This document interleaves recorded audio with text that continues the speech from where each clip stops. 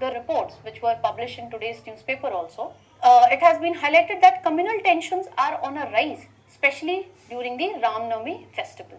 Okay, and communal politics also dominated the recent election campaign which is going on in Karnataka, because Karnataka state is going to election on 10th May. Okay, elections would be conducted in Karnataka from 10th May onwards. Now, in this regard, the first thing that we need to understand is what is communalism. Communalism in a broader sense is referred to be as a person's strong attachment to one's own religion. Okay, but when it comes to the popular discourse in India, it is considered to be as an ideology which has certain important elements. What are those elements? The first element is the people belonging to same religious community have common secular interest also. That means people who belong to same religion would be having common social, political and economic interest as well. Next, it implies that the secular interest of people belonging to one religion would be different from secular interest of people belonging to another religion. And lastly, it implies that this ideology states that the secular interest of people belonging to one religion are incompatible with the secular interest of people belonging to another religion. That means it intends to promote the interest of one religious community at the expense of another religious community. Okay. Now, the next aspect that we need to understand is how communalism evolved in India. Communalism is not an ancient phenomena, okay? Because when we talk about ancient Indian history, we have Ashoka, who followed the policy of Dhamma and religious tolerance. We have Buddhism and Jainism movement, which promoted the ideas of love, compassion and religious tolerance. Then when we talk about medieval Indian society, at that time Akbar, abolished jizya tax. He started Ibadat Khana. Then Sher Shah Suri also promoted religious tolerance policy. Then we have Bhakti and Sufi movement also, which again promoted the idea of love, compassion and religious tolerance. So communalism is a modern phenomena. It is a recent phenomena. It started to emerge after the advent of Britishers in India. Now, what all steps the Britishers took in this regard, which led to the rise of this phenomena? The Britishers carried out partition of Bengal in 1905, and this was done by the Britishers in order to, divide Hindus and Muslims, okay? Because they considered that if Hindus and Muslims get united, then it would become difficult for them to rule the Indian, nation. Then they provided separate electorate for the Muslims under Government of India Act 1909. Then they also provided communal award in 1932, which stated that on any issue, the religious communities need to develop a consensus, okay, in order to move towards any further political development. So the Congress needed support of all the religious community in order to move towards any future political development. Then we know that Britishers followed the policy of divide and rule time and again in order to divide the religious communities which were there in India. And this communalism is also a result of revivalist movements. Example, Shuddhi movement of Arya Samaj and Ferazi movement, which also led to rise of this recent phenomena that is termed as communalism. We have previously lot of communal incidents. For example, during the partition of India itself, we witnessed a lot of communal riots and it continued till 1949. Then in 1990s, on account of demolition of Babri Masjid, again we witnessed a lot of communal riots. Then in 2013, there were riots in the Muzaffarpur region of UP. And recently in Delhi itself, we witnessed communal riots in 2020. So these are the major communal incidents that India has witnessed till now. Now the next aspect that we need to understand in this regard, that what are the factors which are responsible for rise of communalism in India, and what are the factors which are responsible on account of which communalism is still continuing in India. Okay, so the first is political factor.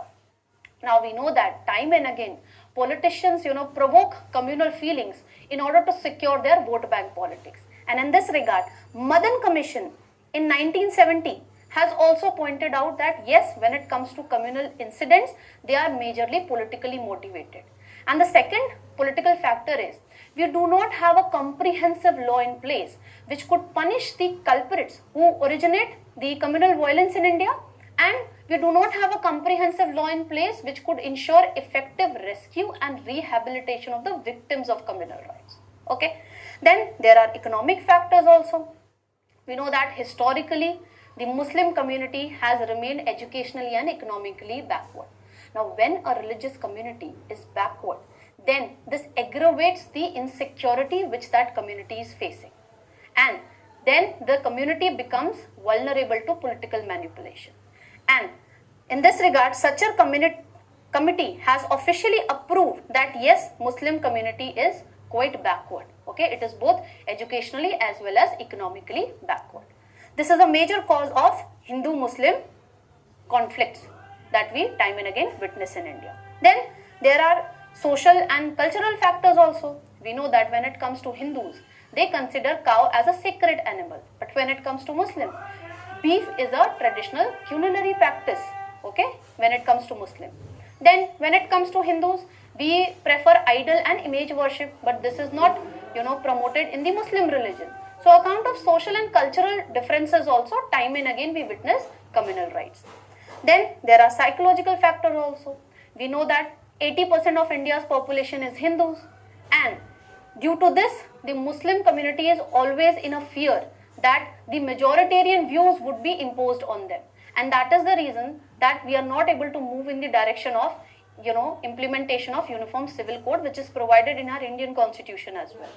And on account of these psychological factors, it is found that the Hindu landlords do not rent their apartments to Muslim community, and vice versa case is also there. Then there is role of media also. We know that by taking advantage of anonymity when it comes to social media, certain individuals promote fake news on social media, and they also promote hate speeches on social media, which at times lead to communal rights. And this was one of the reasons that we witnessed communal rights in Delhi in 2020. And at times it has been found that media also sensationalizes certain newses, okay, and which ultimately leads to communal rights. Then in this regard, the next aspect that we need to understand is what all steps the government has taken in order to curb this menace of communalism. We know that we have a statutory body, that is National Human Rights Commission, which is there to speak and to protect the rights of the victims of communal rights. Then the government has also set up a lot of committees like Nanavati Committee, Sachar Committee, Ranganath Mishra Committee, and all these committees have pointed out that if you want to address this issue of communalism, you need to take practical measures in order to address this issue of backwardness of religious as well as linguistic minorities. Okay, we need to provide reservation to Muslims. For example, Ranganath Mishra Committee suggested that 10% of the jobs should be reserved for Muslim community and 5% of jobs should be reserved for other minority communities if we want to address this issue of backwardness. Then we also have a rapid action force of CRPF which is well acquainted to deal with right-like situation and to provide rescue and relief and rehabilitation of the victims of communal rights. Now, the last aspect that we need to understand in this regard is what more needs to be done in order to address this menace of communalism. First and foremost, we need to promote value-based education. We need to inculcate the values like peace, tolerance, secularism, rationalism, non-violence in our youth, okay, so that in future we do not witness such incidents. Then we need to reduce educational and economic backwardness. This is something which various committees have pointed out. Then we need to identify and map the right prone areas because there is high probability that in an area which has already witnessed communal rights, we can again witness communal rights in that particular region as compared to the region which has never witnessed communal rights. Okay, so we need to identify such right prone areas. For example, Delhi police used drones to monitor and maintain vigil during the communal festivals in certain regions which were right prone. Then we also need to learn from international practices. We need to learn from Malaysian model and from Hong Kong model. When it comes to Malaysia, Malaysia maintains a quality of life index, okay, and based on that it tries to gauge that what is the needs of the people and what they what perception they hold when it comes to race relation. When it comes to Hong Kong, it runs a race relation unit which act as a hotline wherein the people could register complaints with regard to racial discrimination. And this unit also promotes, religious harmony by teaching the, public as well as by making the youth aware in this regard. Then, as I've told you, we lack effective legislation in this regard. So, the parliament need to bring and comprehensive legislation, that is communal violence prevention, control and rehabilitation of victim bills, which was earlier introduced in 2005 but it could not be passed. So, we need to bring this bill in order to make sure that the culprits could be punished and effective rescue and rehabilitation of the victims of communal rights could be ensured. And lastly, we need to effectively implement the recommendations which were given by the Committee on National Integration. This committee, recommended that we need to promote joint celebration of community festival. Okay, this would go a long way in promoting religious harmony. And we should form peace and brotherhood committees at the local level, which could make sure that anti-social elements, do not engage in communal rights. So this is all that we need to know with regard to this article. Let's move to the next article of today's newspaper. Now, next article pertains to India-Maldives relation, and this topic relates to this very topic of your GS paper 2 syllabus. And we also have a previous year question in this regard. After listening to this discussion, try and attempt this question. Now, the context is clear to us that recently the Maldives Defence Minister is on a visit to India, and in this background, the Honorable Defence Minister of India has gave 2 naval vessels to Maldives. Now, let's try and understand that what has been the relation between India and Maldives historically. Historically, India was the first nation to recognize Maldives as a nation after its independence in 1965. So, we were the first nation to develop diplomatic ties with Maldives.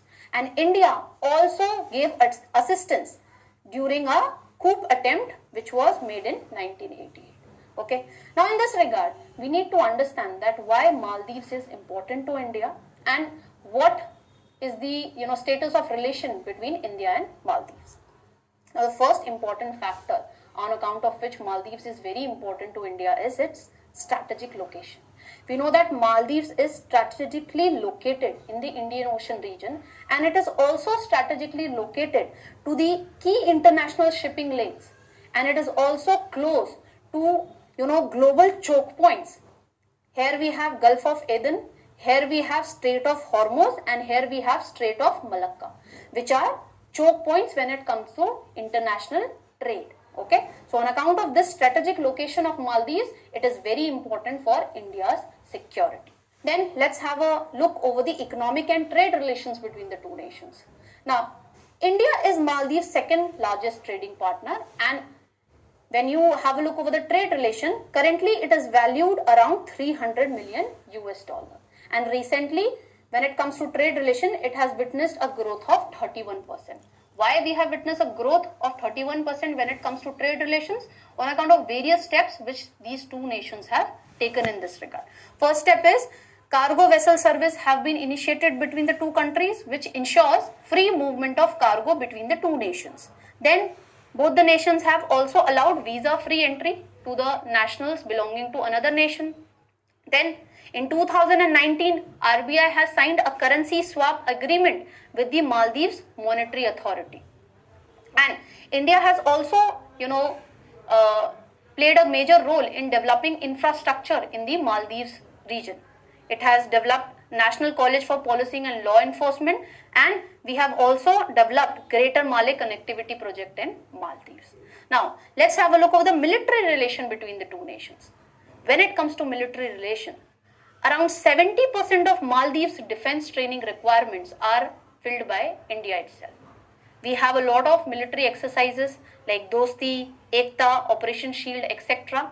And both the nations also carry out joint military exercise like EEZ patrol and anti-narcotics operation. Let's have a look that how the two nations support each other at the global platforms. Maldives support India's permanent membership in the UNSC, that is United Nations Security Council. And Maldives also supported India's candidature for the non-permanent seat for the year 2020-2021. And both the members are part of Commonwealth nations, and they also support each other on international forums like NAM, that is Non-Alignment Movement, and United Nations. Now, the next aspect that we need to understand is what are the issues when it comes to India-Maldives relation. The first issue is political instability. When it comes to Maldives, it is having a fragile democracy. This we can very well understand because in 2018, the current president of Maldives, that is Abdullah Yemen, imposed emergency and ordered, imprisonment of the former president of Maldives, that is Mohammed Nasheed.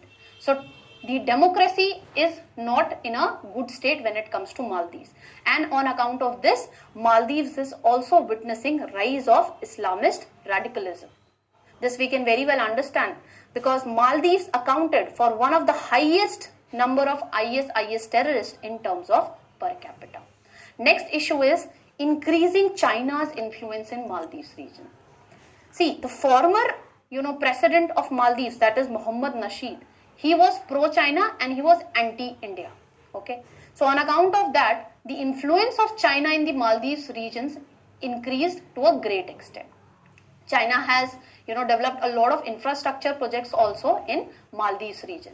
And this is a concern for India because India thinks that in future the China might use these infrastructure projects for military purposes. So it could have security implications for India. And secondly, the Maldives region is also a part of China's string of pearls theory. Now what is string of pearls? In the Indian Ocean, the China is developing port facility and infrastructure facility in the nations which are in the Indian Ocean region. And India is wary of this because India feels that in future the China might use these infrastructure projects for military purposes. So it could have security implications for India. So on account of this, there is tensions between India-Maldives relation. Then there are certain issues in maritime security as well.